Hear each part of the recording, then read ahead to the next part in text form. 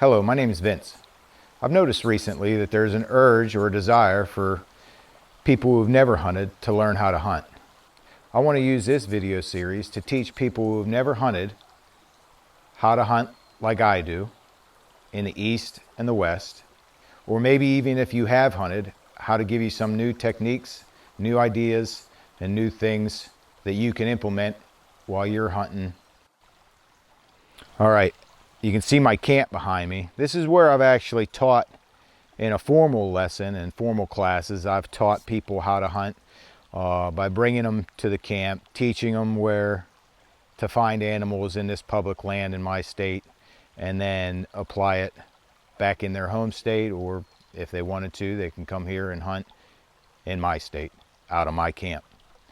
I'm going to go over everything that I've tried to teach them and put it into this video series so that you have it in a place located where you can learn.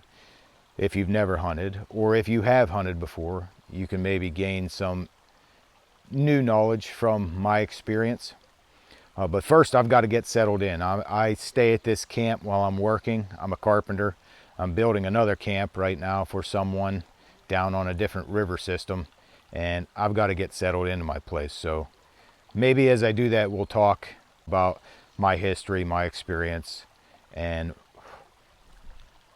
things that you should consider if you're thinking about hunting, and then just general advice.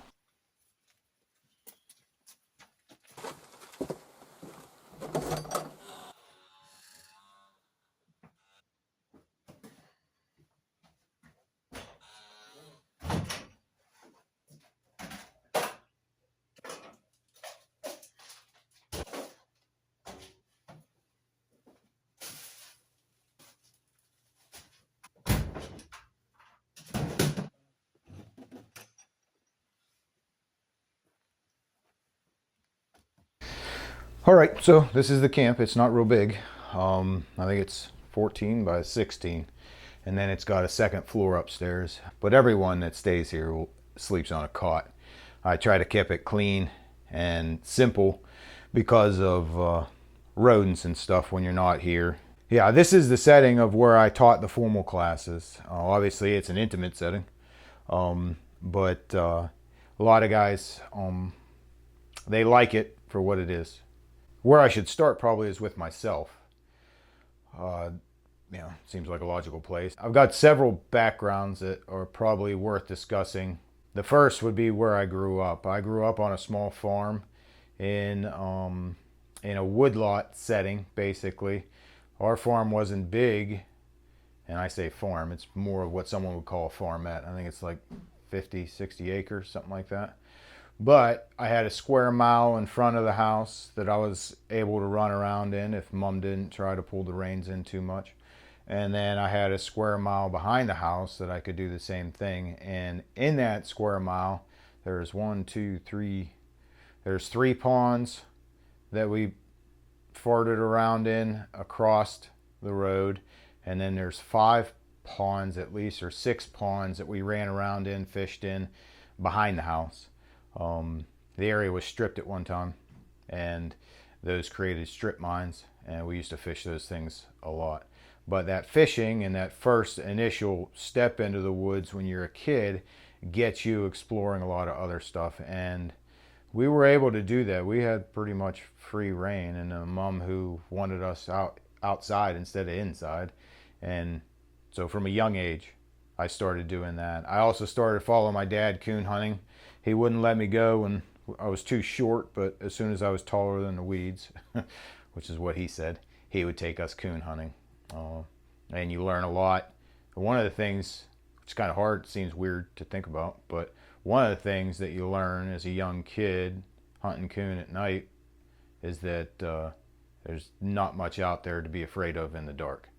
It seems weird, but if you've never hunted, if you've never been in the woods, even if you've camped, you have a little thin nylon wall around you. It gives you some security. But when you're out in the woods by yourself, or even with family, and it's dark, you eventually learn that there's nothing to be afraid of out there, as long as you're smart.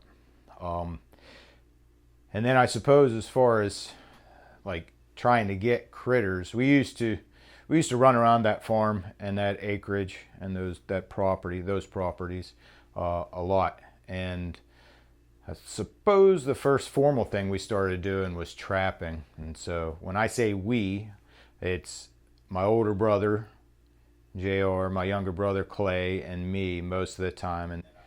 And so we started trapping. What trapping does when you're a young kid is it teaches you where animals move through property and terrain pretty well, and then gets you thinking like an animal. I mean, there's a saying out there that rifle hunting's a game of yards, archery hunting's a game of feet, but trapping is a game of inches, and you got to get an animal to step on, you know, a 4 square inch piece of dirt in order to catch them. So you start to think like them a little bit more, and you pay attention to the anatomy and everything else. Real helpful later on. I did that all the way through high school. Eventually started rifle hunting, started on squirrels and small game, running behind beagles and stuff like that. And then started deer hunting. Of course, that was the big game in my state back then. Everybody wanted to deer hunt and get their buck, their buck. And I was fortunate. First year hunting, you were allowed to hunt when you were 12. I did not get one. I missed one. Second year, I got one. And then it honestly, without trying to beat my chest too much, but I'm sure there will be years where you don't get a deer or you don't, but they've been few and far between. And most of it happened because that initial immersion, just being allowed to run around out in the woods and try to sneak close to animals. I then, I guess a funny thing, a little bit funny.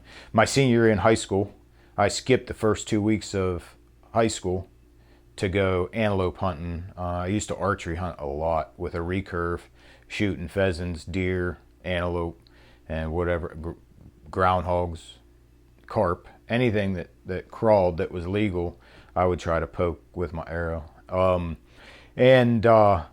I skipped my first 2 weeks of school to go out to Wyoming antelope hunting with a group of 8 or 9 guys, a large group, a group that big I don't travel with anymore. Good lesson to learn when you're young. And I ended up getting one out there. Came back, and I don't remember much of my senior year other than, I think it was about March. Then I was dating the principal's daughter, and he came down one day and asked me if I went to school. I was like, well, yeah, maybe a second half or something like that. And he's like, well, whatever you want to do is fine. He said, but they tell me if you miss one more day, you're not going to graduate. And I had A's and B's in school, and I was like, okay, well, I guess I'm done. Pretty much in our area, beaver season, beaver trapping's the last thing to go out. So I played out my wishes and was ready to move on. And what I moved on to then was the military. I got good grades, but I didn't want to go into college. So I've always wanted to go into the military. Ended up going to the military, and I guess it applies. I don't want to talk too much about it, but I ended up going in. I actually started first in my state's National Guard, and then went through basic and AIT, liked it so much, went on active duty, got out of the Guard, went on active duty, and then volunteered to get into the Ranger Regiment. So I ended up going through their selection process and went to the 2nd Ranger Battalion out in Fort Lewis, Washington. I did some hunting while I was out there, mostly for blacktail, but some elk. But again, that training schedule and them keeping you, they got to keep a rein so you can get recalled and go anywhere, that they tell you to go. Really put a damper on how much I could hunt. I fished a lot because you could do that right off a post. But I didn't hunt as much as I would have liked to. Consequently, the last year I was going to be in, I had got married, and I decided the Army wasn't the place to be, at least active duty Army wasn't the place to be when you're married. So I got out, and I ended up rejoining my National Guard back in my state. And actually, after 9/11, that's who I ended up deploying with. to Iraq. In Iraq, there were parts of it I really liked. I really liked the guys. It sounds a little bit morbid, but I liked the highs and the lows.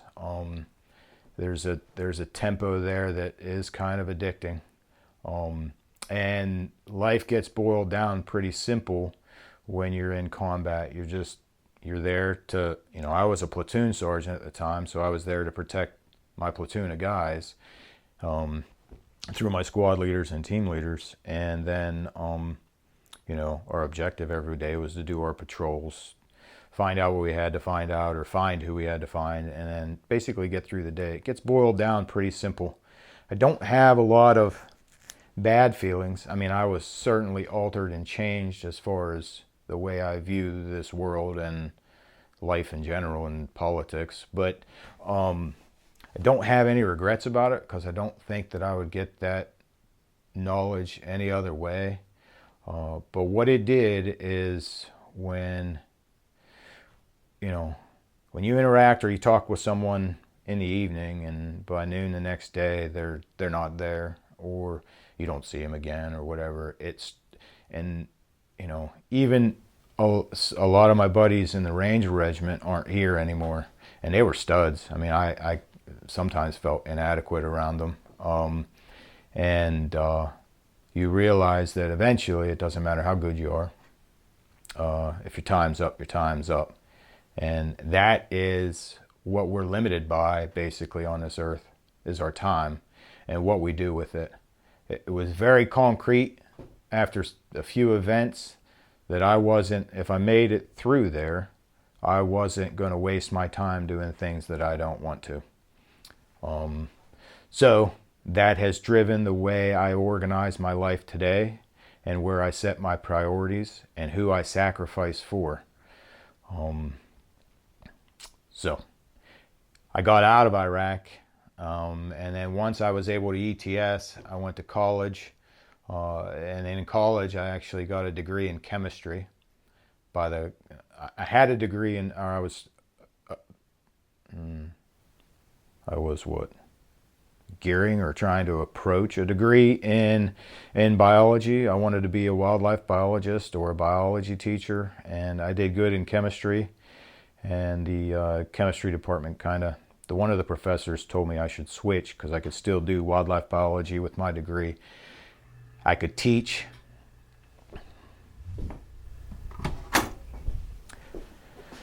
If I wanted to, or I could get into the private sector and make better money than maybe, not necessarily make better money, but have less competition for job positions with my chemistry degree. So I switched. I got my degree in chemistry, and then during that I decided to be a teacher.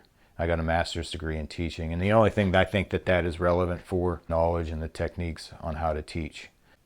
However, putting me in a classroom if you remember my story of my senior year, I don't know what I was thinking I do know, because I was trying to get time with my family. And this is not the reason to make a decision, but I was trying to get 3 months off to spend with my young family, and take them camping and fishing and stuff like that.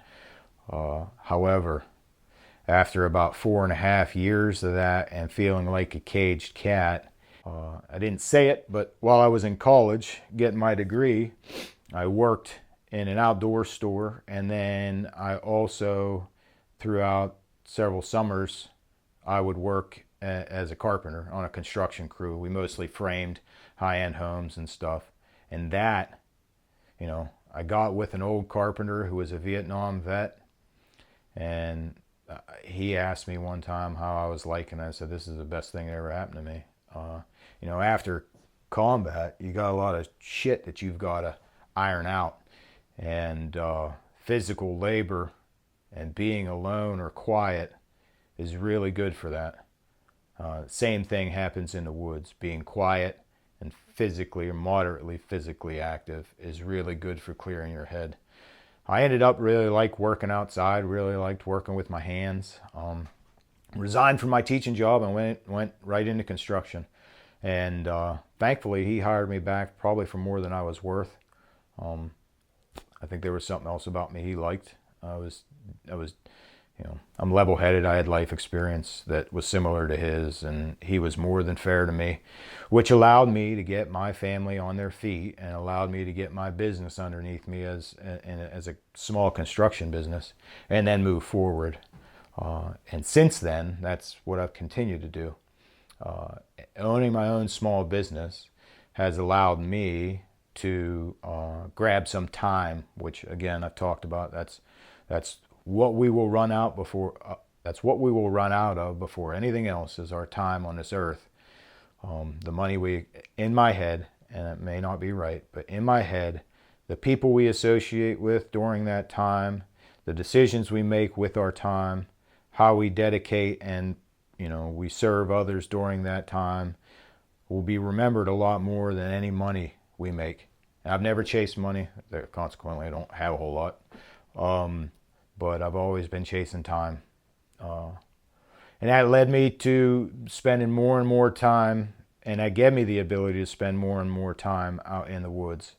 Again, just like construction, which I was doing daily, being out in the woods, following a hound dog, or just hunting, gave me time alone with another, wild thing, whether it be the dog or the animals, or to get my head right. And by getting my head right, I think I've been able to keep, to do a good service for my family. All right. And then that led me at one point, I had a buddy from the Ranger Battalion who's in Silicon Valley, and he was living in the city, and I guess talking to some people that they knew, well, they thought that maybe, they had been adventurers, but being an adventurer, like mountain climbing, whitewater rafting, biking, whatever else you're going to do, I don't know how to describe it. I've done some of it, marathons and whatever else, but it's not, it's conquering something.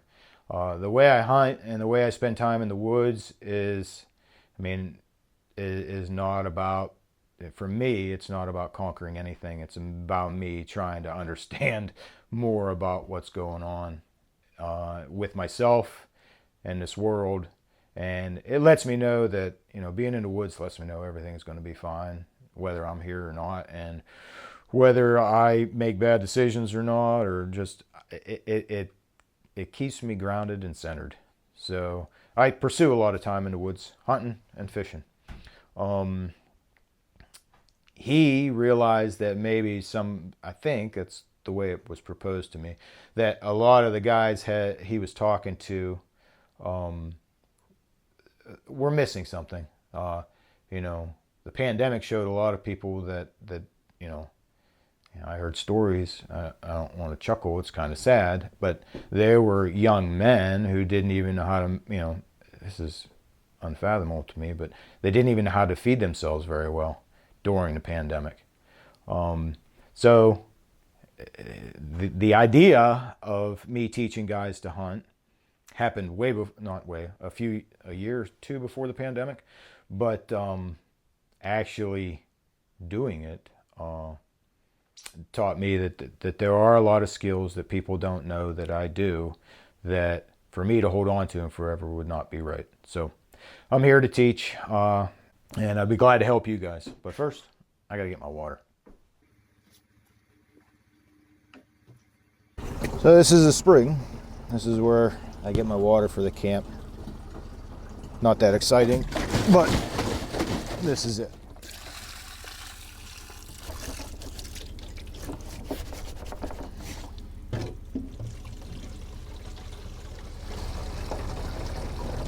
I was watching the video, I was to make sure I caught it and everything. And I gotta apologize, I look like shit. I worked all day today, which would explain why I look the way I do. But I look wore out. Could be my age. But I'm gonna blame it on being wore out from work. My employee, we're up here building this cabin for this guy, and he asked me if if I would mind if he left, and I was like, well, I kind of really want to get it done. That's what I thought in my head. I didn't say it. I said, you know, me doing it by myself, that's not going to be that great. I said, well, what do you got going on? He said, oh, I want to take my kids to the Outer Banks. I was like, go. The cabin will get done when it gets done. I'll work here by myself and that'll be okay. I actually don't mind being by myself. But I say the time with your family is more important than anything else that's ever going to happen on this earth for now. So, go.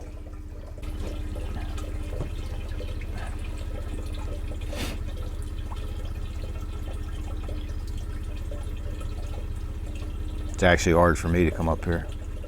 My girls are getting older. One graduated, one's driving now, or starting to drive.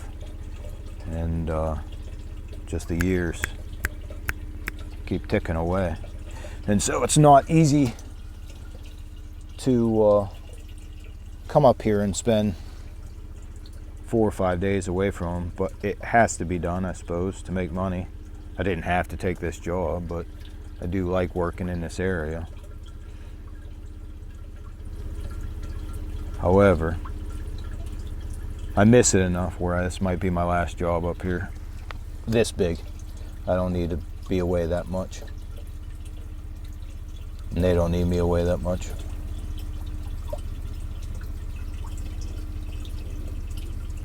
I don't want to be away that much.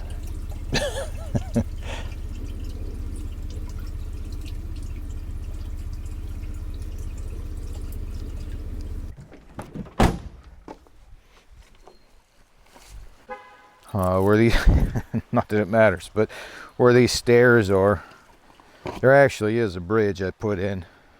Guests get a bridge, but I don't put it up because I like my privacy. If there's less chance for people to come in on me, that's just fine. All right, I kind of apologize for this too, but I have to cook for myself up here, and I got some brats. I'm gonna cook some brats.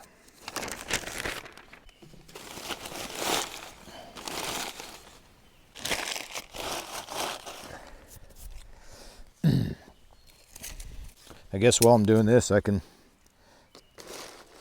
maybe ask while you're still here. And I don't mean that jokingly, but if you're still paying attention to this, or you even clicked on it, my guess is you want to learn how to hunt, or maybe new techniques about hunting. And so if you're new to hunting, there's like, I don't know, you could skin this cat so many ways, but there's different styles of hunting. And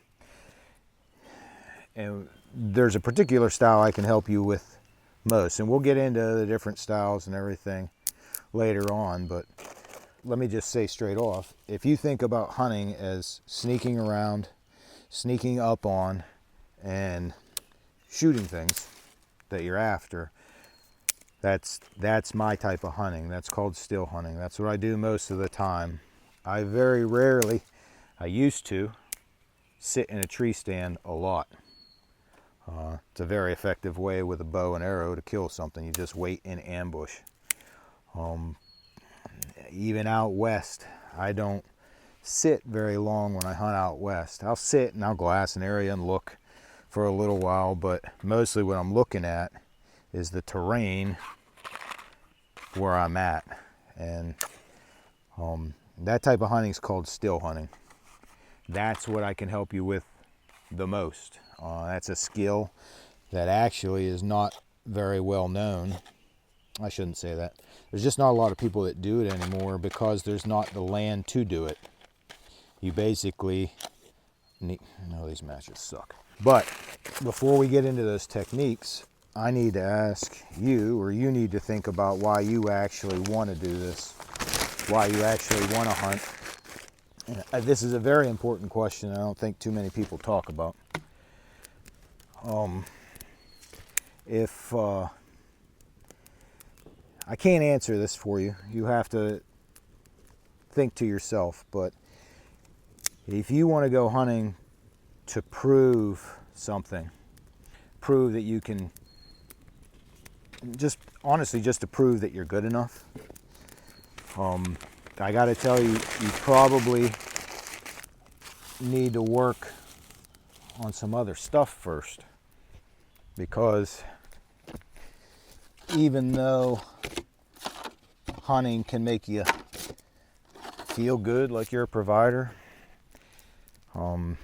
you probably are trying to fill a hole through hunting that's missing because of something else in your life. And I don't have those answers. That's for you to decide. I will tell you that if you go about it almost like a greedy and a take attitude, or to prove yourself to other people type of attitude, you'll be satisfied a few times, but you'll find it, because I've gone through it, you'll find that it's a little empty. You know, what you thought would be the pinnacle of achievement just don't feel all that great. It doesn't feel like you thought it would. Doesn't fill the hole you thought it would. So I would tell you that, and what I guess the reason I'm talking about this is because you will get pulled away from things. I'm talking to men right now. You might be able to see the flag back there. Winds are blowing pretty hard on the flag right now, just from the state of everyone in this country. They're all knucking futs. And they're all trying to control their little piece of the pie and get some more control and more bigger group of friends, and all trying to fill holes, basically. At some point you have to know what you are. And for me, this may not apply, but for me, I'm basically a servant. I'm not a servant to anybody outside of those I care for, really. So every decision I make should be based on service, protection, and providing for them. Well, hunting can be a real addicting thing that makes you spend money and time away, and take money and time from your family. And it can create something that's really unhealthy. And you'll fight against it, trying to get what you want, or at least what you think you want. Well, what you really need to do is probably realign some priorities. Maybe I can talk more about that stuff later on, but it's real simple. And my job as a guy, as a man, is to basically serve and protect my family.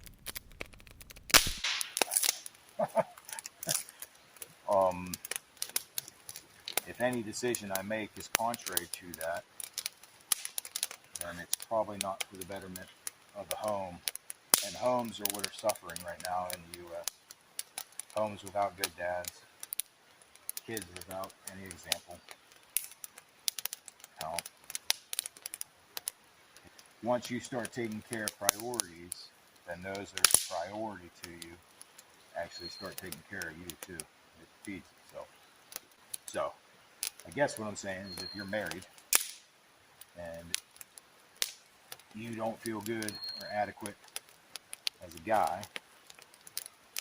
or you feel like you're missing something, or the marriage ain't working out, or whatever else, you need to fix that first.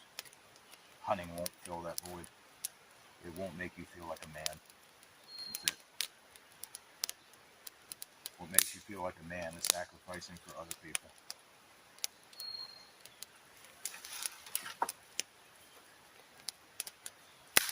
Actually gives you a reason to be around.